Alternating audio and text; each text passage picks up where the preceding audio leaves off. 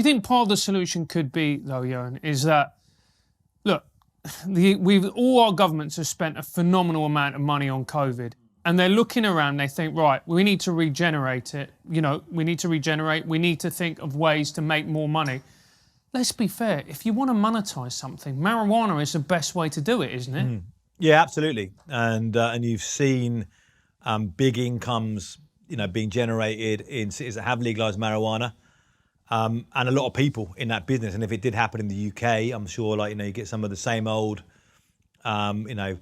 networks soon jumping into that. And, Weatherspoons. Yeah, Weatherspoons, or, the friends of Boris Johnson or whatever, in business, who like jumping into, it'd be a big thing to invest in if it's only started opening, marijuana dispensaries around the UK.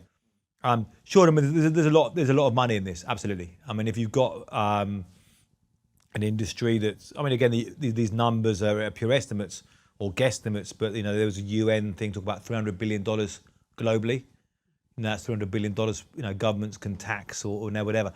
No, not all of it. So there's some drugs maybe we can.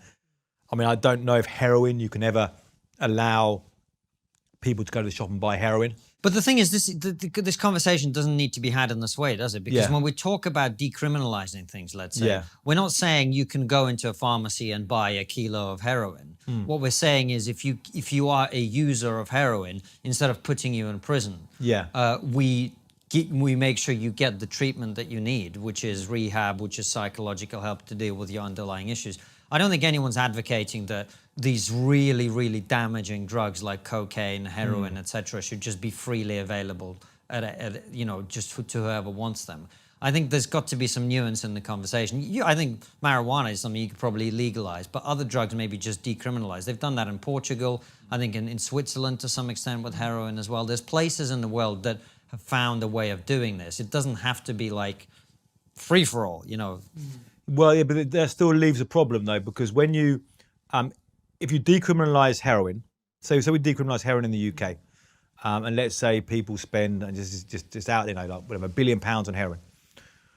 So they're no longer going to arrest people who are who are just having this, being caught with the bit because they're heroin users, but it's still going to be a black market illegal trade providing them.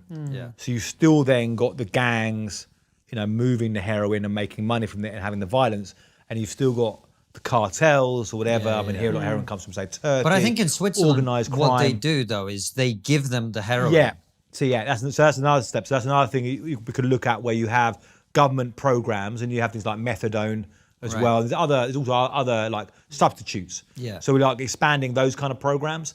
Now again, it's still difficult when you get into this, because you have you might have somebody who's gets some scripts from the government, and then sells those. And I used to remember back when I was in the 80s, early 90s, I remember people doing that, get scripts for pills, call them jellies or something pills, and then so they're reselling them on the street and stuff.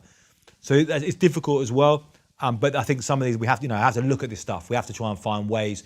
I think one way to see this and a lot of problems is, rather than these absolutist things of saying which Richard Nixon when he began the war on drugs said, we will banish heroin from American life. We're not going to get rid of it completely, but we've got to reduce the harm, reduce the damage. So if the illegal drug money right now is worth $150 billion in the United States, if you can reduce that by half, then that's $75 billion less going to organised crime. If you can reduce it by 2/3. So if you can try and see a reduction in this and reduce the number of people dying of overdoses, rather than saying we're going to get rid of this problem completely.